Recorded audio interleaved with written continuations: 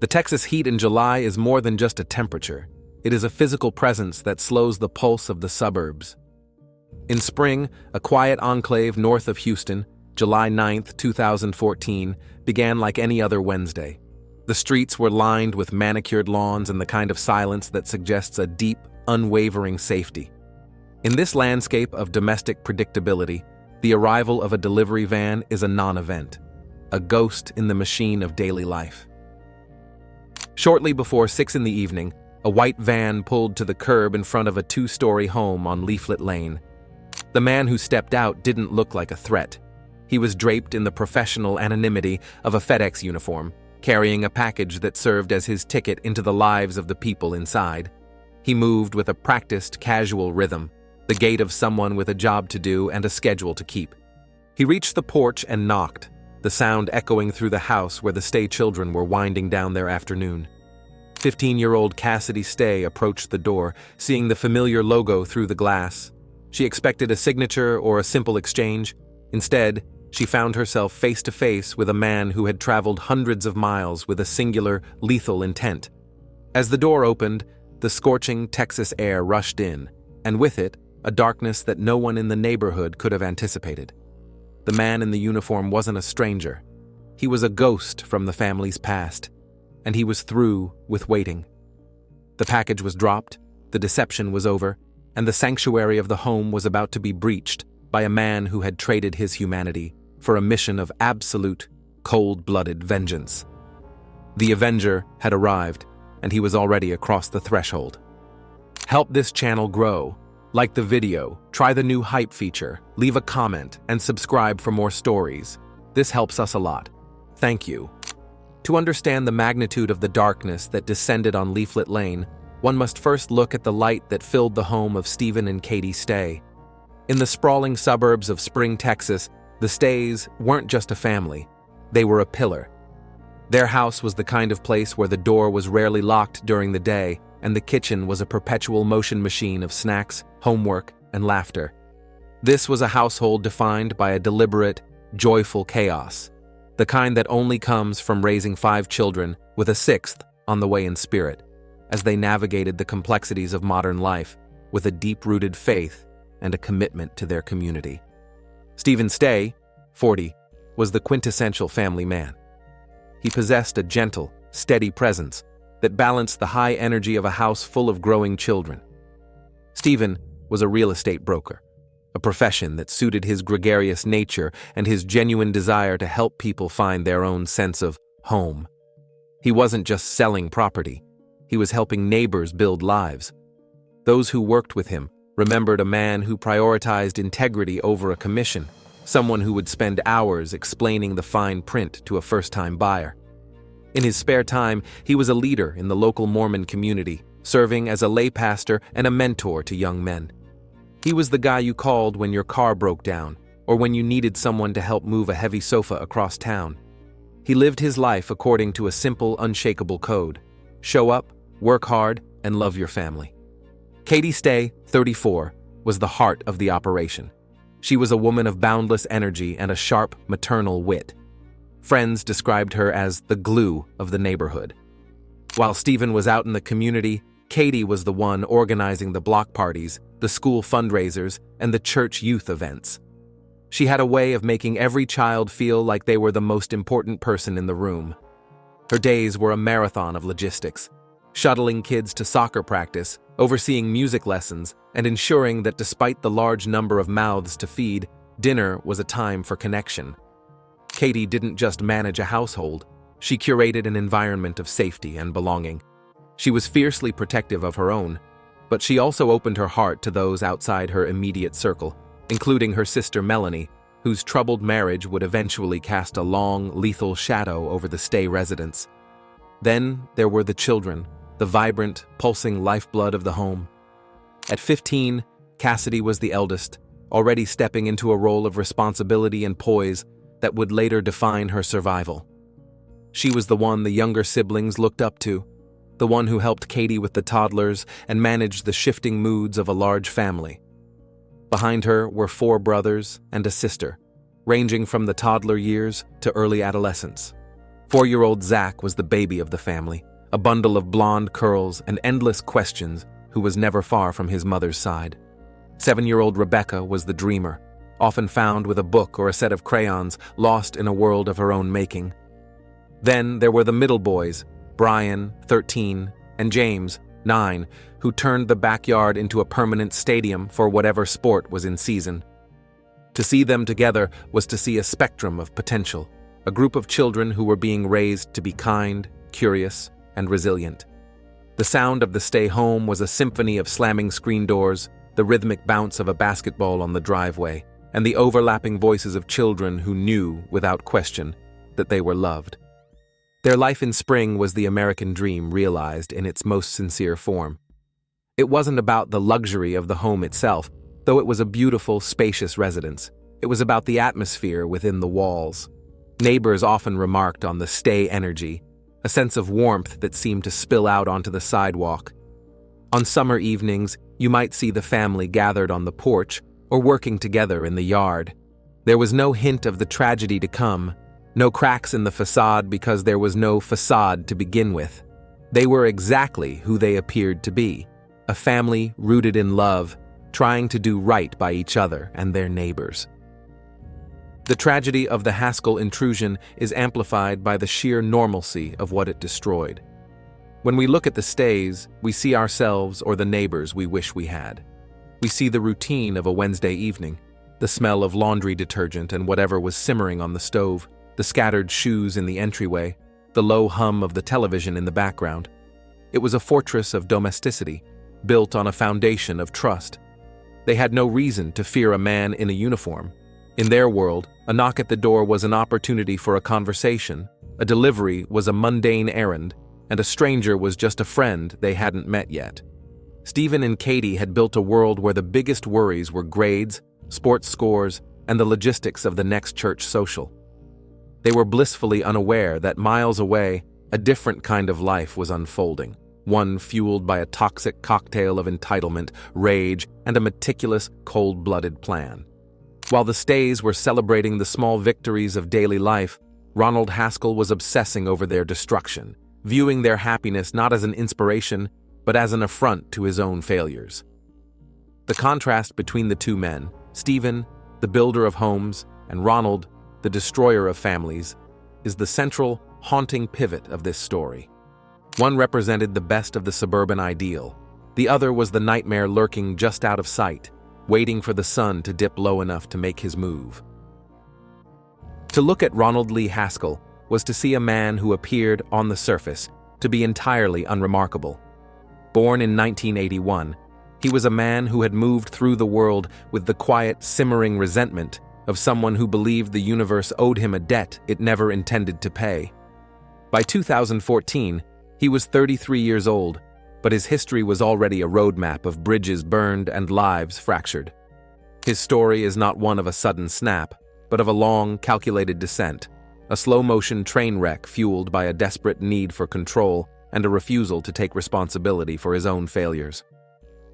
The genesis of the horror that would unfold in Texas began years earlier in Utah, within the confines of his marriage to Melanie K. Stay, the sister of Katie Stay. When Ronald and Melanie first married in 2002, there were hopes for a traditional, stable life. They moved into a home in Logan, Utah, and eventually had 4 children of their own. But the domestic bliss Melanie sought was quickly replaced by a suffocating atmosphere of psychological and physical intimidation. Ronald wasn't just a husband, he was a warden. Those who knew the couple began to see a disturbing pattern. Ronald used isolation as a weapon. He didn't want Melanie to have a life outside of his gaze, and he viewed her family, the vibrant, supportive Stays, not as relatives, but as competitors for her loyalty. The cracks in the marriage weren't just private arguments. They were documented in police reports and court filings that now serve as a chilling prologue to the massacre. Over the years, Melanie reported multiple instances of domestic violence. She described a man who would flip from cold silence to explosive rage in a heartbeat. In 2008, he was arrested for domestic violence in the presence of a child and simple assault. The records painted a picture of a man who would pull his wife's hair, choke her, and threaten her in front of their small children. To Ronald, these weren't crimes, they were corrections. He possessed a toxic sense of entitlement that dictated everyone in his orbit must bend to his will or face the consequences. As the abuse escalated, the Stay family, led by the fiercely protective Katie, did what any loving family would do. They intervened. They provided Melanie with the emotional and logistical support she needed to realize that the life she was living was not a marriage, but a hostage situation. This intervention was the moment Ronald's resentment toward the Stays crystallized into a singular, burning hatred. He didn't see Katie and Stephen as people trying to save their sister. He saw them as thieves who were stealing his property. In his mind, the Stays were the architects of his misery. If his house was falling apart, it was because they had weakened the foundation. If his wife was leaving him, it was because they had poisoned her mind. The final collapse began in 2013. Melanie, finally finding the strength to break the cycle, moved out and filed for divorce.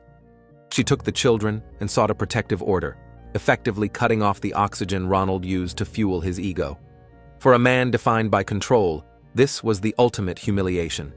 He was no longer the master of his domain.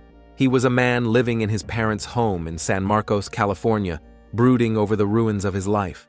He watched from a distance as Melanie began to rebuild, supported by the very people he blamed for his downfall. During this period, Ronald's behavior became increasingly erratic, though there was always a chilling undercurrent of logic to his actions. He spent time in and out of mental health facilities, a fact his defense would later lean on heavily. He claimed to hear voices, demons that told him what to do. But investigators and family members saw something else. A man who was weaponizing his instability to evade accountability. While he was telling doctors about his delusions, he was also making very real, very specific threats. He told his own mother that he would hurt her family if they didn't help him find Melanie. He was a predator who was testing the fences, looking for a way back into the lives of those who had escaped him. His grudge against the Stays was particularly sharp because of what they represented. Stephen and Katie had the life he felt he deserved, a successful business, a large, happy family, and a house filled with the kind of genuine love he could only mimic. To Ronald, their happiness was a taunt. Every photo of the Stay children, every story of their success, was a reminder of what he had lost, or rather, what he had thrown away. He stopped seeing them as human beings and began to see them as obstacles that needed to be removed. He didn't want his family back as much as he wanted to ensure that no one else could be happy if he wasn't. In the months leading up to July 2014, Ronald's focus narrowed. He wasn't just a man struggling with a divorce, he was a man on a mission of annihilation. He began researching the Stays' location, their routines, and the layout of their neighborhood. This wasn't the behavior of someone lost in a psychotic fog. This was the FedEx precision that would later shock the nation. He was calculating drive times, scouting the distance from California to Texas, and acquiring the tools he would need to carry out his plan. He didn't choose the FedEx uniform by accident. It was a calculated exploitation of suburban trust. He knew that in a neighborhood like Spring, a delivery driver was invisible. He knew that the Stays, in their kindness, would open the door. The transformation was complete. The unremarkable man from Utah had become a dedicated student of vengeance. He had stripped away his roles as a husband, a father, and a son, leaving only the avenger. He blamed the Stays for the restraining orders, for the loss of his children, and for the fact that he was sleeping in a spare room in California instead of a master bedroom in Utah. He had convinced himself that by destroying the Stays, he would somehow balance the scales of his life. It was a dark, hollow logic that ignored the reality of his own violence and replaced it with a narrative where he was the victim and they were the villains. As he began the long drive from San Marcos toward the Texas border, Ronald Haskell carried with him more than just a firearm and a stolen uniform. He carried a decade of accumulated rage, a meticulous plan, and a heart that had long since been emptied of empathy. He wasn't going to Texas to talk, to plead, or to reconcile. He was going there to finish a story he believed the Stays had started. The predator was no longer lurking in the shadows of the past. He was on the highway, moving at 60 miles per hour toward a quiet cul-de-sac, ready to turn a sunny Wednesday afternoon into a permanent midnight. The path that led Ronald Haskell to the driveway of the Stay family was paved with a decade of escalating psychological warfare and a series of alarming, overlooked red flags. The breakdown of the Haskell marriage wasn't a quiet drifting apart. It was a violent, jagged disintegration that sent shockwaves through the entire extended family. To understand why the Stays became the focal point of Ronald's final act of vengeance, one must look at the specific way the family, and Katie Stay in particular, became the shield between Ronald and his primary victim, Melanie. The dynamic was established long before the 2013 divorce. Ronald's brand of abuse was rooted in a profound need for total dominion over his wife's life. He viewed any connection she had with her siblings as an act of rebellion, a breach in the walls of the psychological prison he had built for her. Melanie had reported that Ronald would often use their 4 children as pawns in his games of control. He would threaten to disappear with them or tell them horrific stories about their mother to undermine her authority and her sanity. When Melanie finally reached her breaking point, she didn't just leave a husband. She escaped a cult of personality. In late 2013, the legal system finally caught up with Ronald, but the consequences served only to sharpen his focus. After years of documented abuse, Melanie was granted a protective order and full custody of their children. For Ronald, this was a cosmic injustice. He didn't see himself as an abuser who had lost his family through his own actions. He saw himself as a man who had been robbed of his property by a conspiratorial family. In his mind, Melanie was too weak to have done this on her own.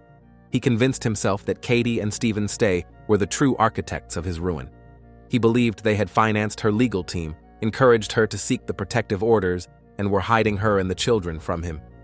During this period, Ronald moved back to his parents' home in San Marcos, California, but his presence there was anything but peaceful.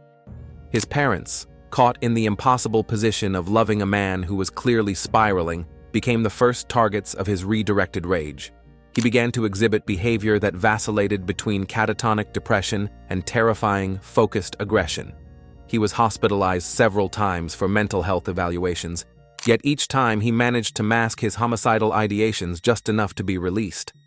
He played the role of the broken man for doctors, while at home he was a silent, simmering threat. The threats became explicit in the months leading up to the massacre. He didn't just talk about wanting his family back, he talked about erasing those who kept them from him. In one particularly chilling incident, he became so aggressive with his own mother that she felt compelled to seek a restraining order against him. He had physically restrained her to a chair and told her that her entire family was going to pay for what had happened to him. He wasn't just talking about his wife. He was talking about the Stays in Texas.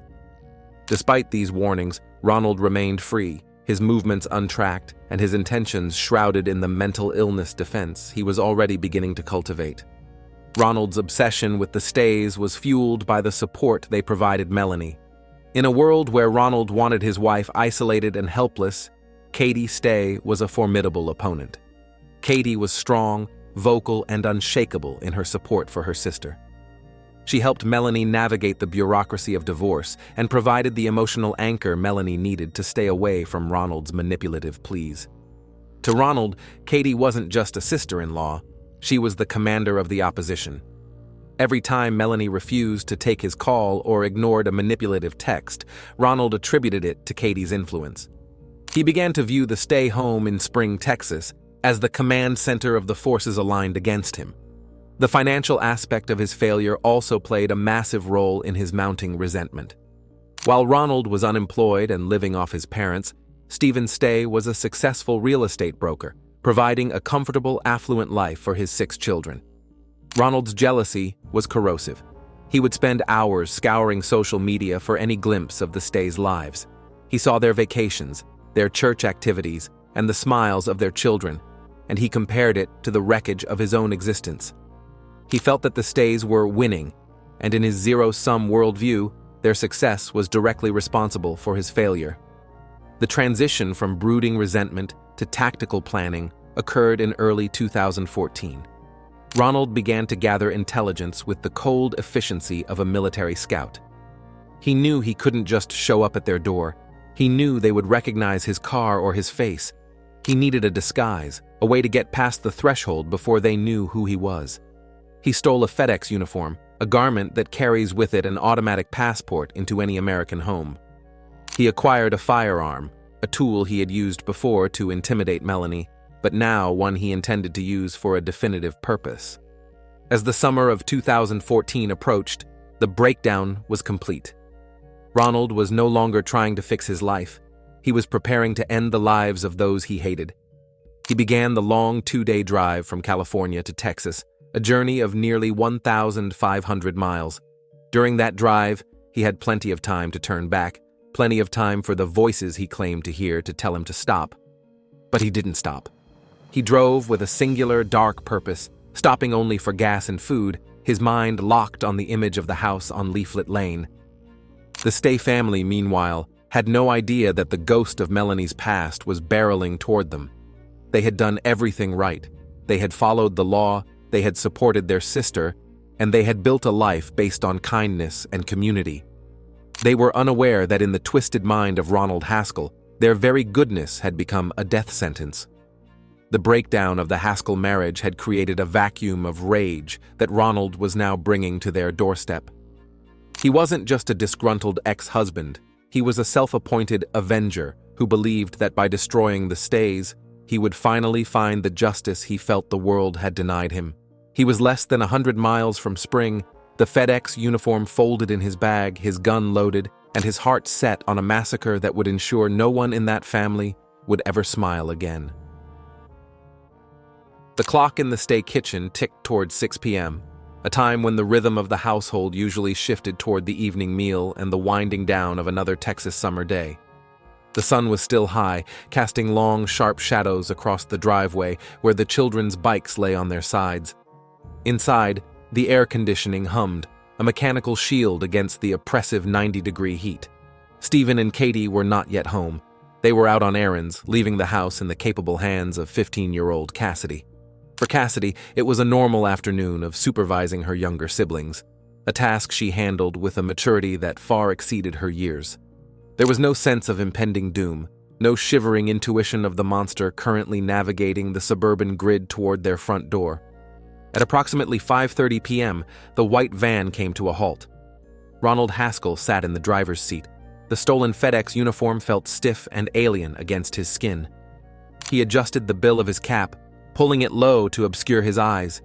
In his hands, he held a clipboard and a decoy package, the ultimate Trojan horse for the modern age. He wasn't rushing. His movements were slow, deliberate, and drained of all visible emotion. He was no longer the man who had cried in mental health wards or the man who had pleaded with his mother for help. He was a technician of death, and he was about to clock in. He walked to the door and knocked. It was a firm, professional sound, the kind of knock that implies a delivery that requires a signature. Inside, Cassidy heard the sound and moved toward the entryway. Through the glass, she saw the familiar colors of the uniform. She didn't hesitate. Why would she? In a world of online shopping and constant deliveries, a man at the door with a package was as common as a car driving down the street. She opened the door, expecting to sign a screen or take a box. Instead, she was met with a question. The man asked for her parents by name. He was calm, his voice steady, betraying nothing of the furnace of rage burning beneath his ribs. Cassidy, polite and unsuspecting, informed him that her parents weren't home at the moment. She offered to take the package or have them call him later. It was then that the mask began to slip, though only slightly. The man didn't leave. He didn't turn back to his van. He stood his ground, the weight of his presence suddenly feeling heavy and wrong. He asked again, more firmly, where they were and when they would be back. Cassidy began to feel the first prickle of unease. This wasn't the behavior of a delivery driver. She tried to close the door, a split-second instinct for self-preservation, but Haskell was faster. He kicked the door open, the force of his entry throwing the teenage girl backward.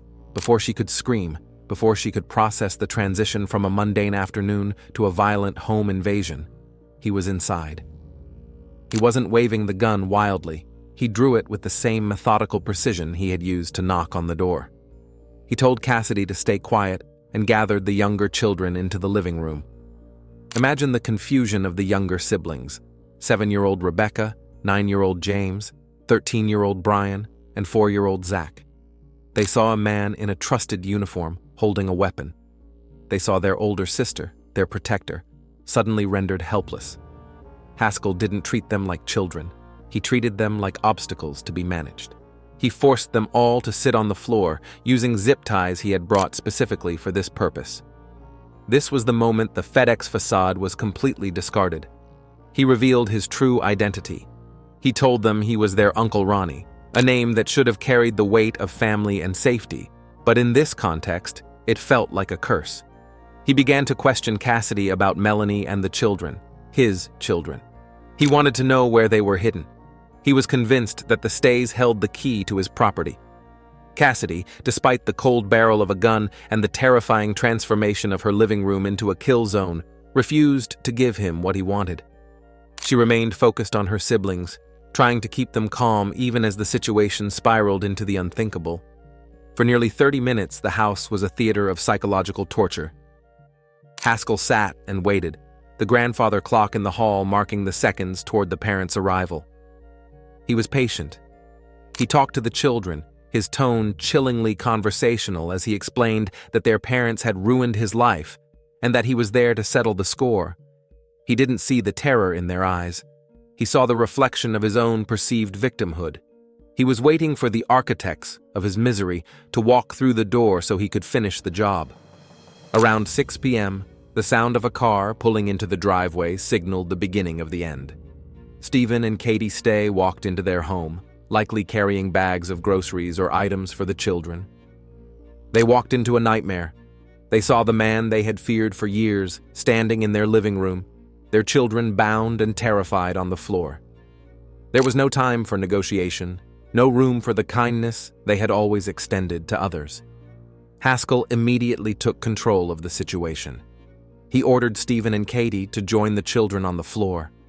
The air in the room grew thick with the realization of what was coming. Stephen tried to talk to him, tried to use the steady, pastoral voice that had comforted so many others.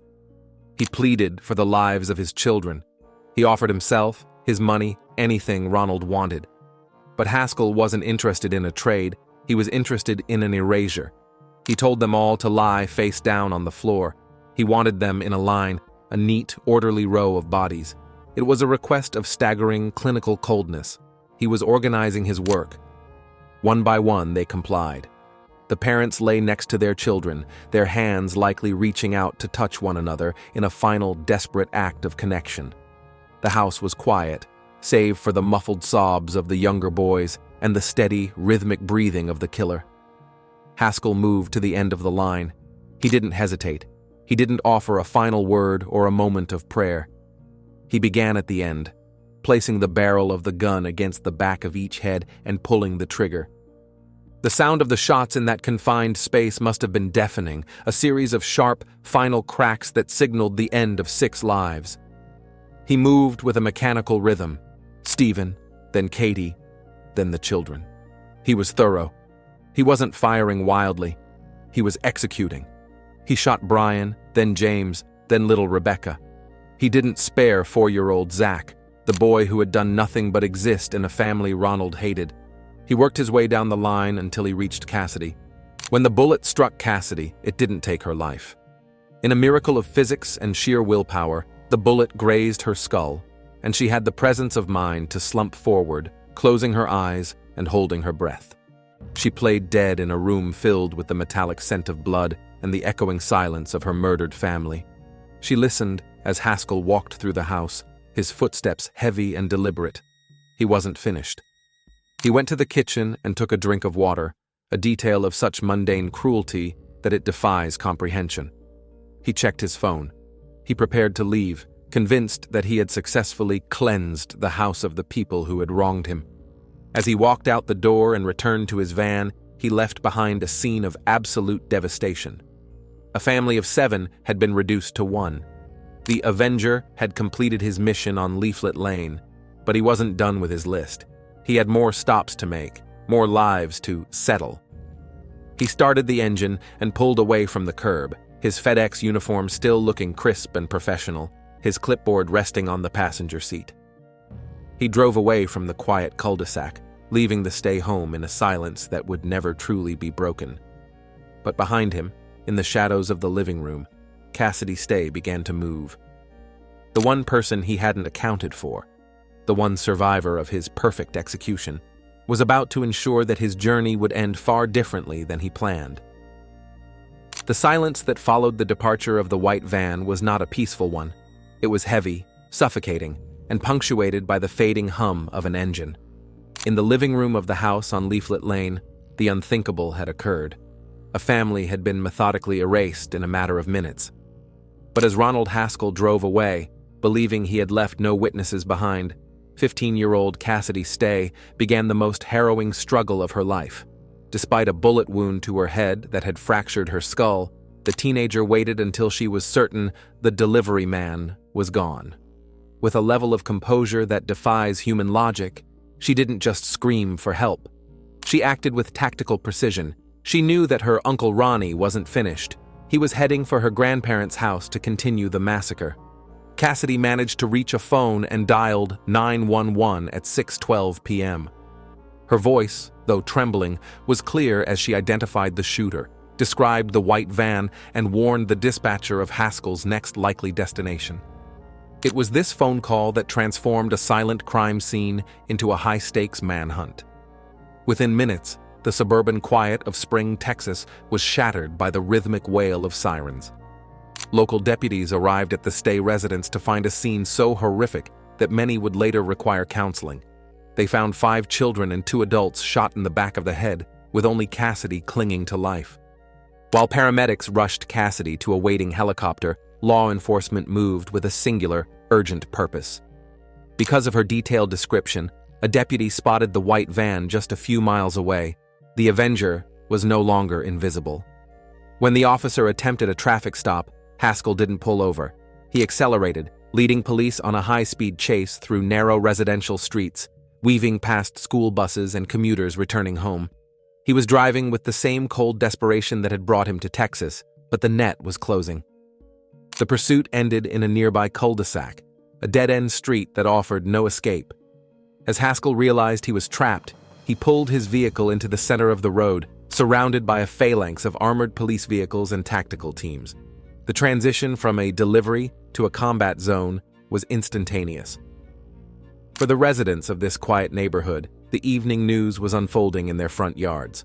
Sharpshooters took positions on rooftops, and negotiators moved in, their voices amplified by bullhorns, echoing against the brick facades of suburban homes. For the next 3 hours, the world watched a televised standoff. Haskell remained inside the van, at one point holding a pistol to his own head, a gesture of ultimate cowardice after the calculated bravery he displayed against bound children. The negotiators attempted to draw him out, speaking to him about his family, his children, and the voices he would later claim directed his hand. But Haskell was unresponsive for long stretches, sitting in the driver's seat of the stolen van as the sun began to set, casting long, bloody shadows over the asphalt. The atmosphere in the cul-de-sac was electric with tension. Police knew that he was armed and had already proven he had no bottom to his cruelty. They were prepared for a final shootout, but they also wanted him alive to face the justice he had tried to bypass. Finally, after hours of psychological maneuvering, the heat and the reality of his situation seemed to weigh on him. At approximately 10 p.m., Haskell opened the door. He didn't come out firing. He stepped out with his hands raised, his FedEx uniform now a symbol of his cowardice rather than his deception. He was taken into custody without a single further shot being fired. As he was led away in handcuffs, the scale of the tragedy began to ripple outward. The community of Spring was in a state of collective shock. Rumors of the FedEx shooter spread like wildfire, and the realization that the victims were the beloved Stay family sent a wave of grief through the neighborhood that would persist for years. While Haskell was being processed at the station, showing little to no remorse, the lights at the local church stayed on all night as neighbors gathered to pray for the one girl who had survived the storm.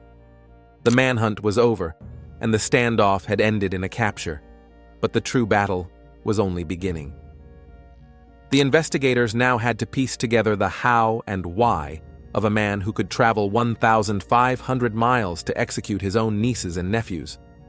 They found the evidence of his meticulous planning, the zip ties, the extra ammunition, and the maps. It wasn't a crime of passion, it was a crime of logistics. As the news cameras packed up and the yellow tape was stretched around the house on Leaflet Lane, the reality settled in. A man in a uniform had knocked on a door, and a family had answered with the kindness that was their trademark, only to be met with a darkness that no amount of suburban light could ever fully dispel.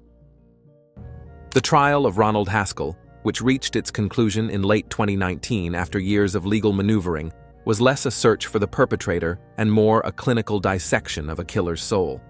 There was no question of who had pulled the trigger. The physical evidence was overwhelming, and the testimony of the sole survivor was unshakable. Instead, the courtroom became a battlefield over the definition of responsibility. The defense leaned heavily on a performance of insanity, claiming that Haskell was a man lost in a fog of schizoaffective disorder driven by voices he could not ignore. They painted a picture of a man who was a passenger in his own body, a victim of a fractured mind who didn't understand that his actions were wrong.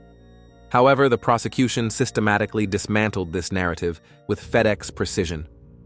They argued that a man who hears voices doesn't meticulously steal a uniform, research drive times from California to Texas, and obtain a decoy package to bypass suburban security. They presented Ronald as a calculated predator who had weaponized his history of mental health issues to create a safety net for his crimes. The prosecution's case was built on the logic of his actions. He didn't fire wildly in a psychotic break. He ordered his victims to lie face down in a line to ensure he could execute them efficiently. His decision to wear a uniform was not the act of a madman, but of a strategist who knew that the stays were kind and would open their door to a stranger in a familiar outfit. The emotional core of the trial was the testimony of Cassidy Stay. Now a young woman, she walked into the courtroom with a poise that silenced the room. She looked directly at the man who had murdered her entire family and recounted the events of July 9th with a clarity that left no room for delusional interpretations. She described how he had waited for her parents, how he had spoken to the children, and how he had shown no hesitation as he moved down the line. Her presence was a living rebuke to Haskell's claims of being a victim of his own mind. In the end, the jury saw through the facade. It took them only hours to return a verdict of guilty on all counts of capital murder. The avenger, who had tried to hide behind a uniform and then behind a diagnosis, was sentenced to life in prison without the possibility of parole. The trial didn't just provide a legal resolution. It stripped away the last of Haskell's pretenses, revealing a man whose only true voices were those of entitlement and unadulterated rage. The house on Leaflet Lane eventually found new owners, but the story of the Stays remains etched into the spirit of Spring, Texas. Cassidy Stay, the girl who played dead to save her grandparents, became a symbol of unyielding resilience.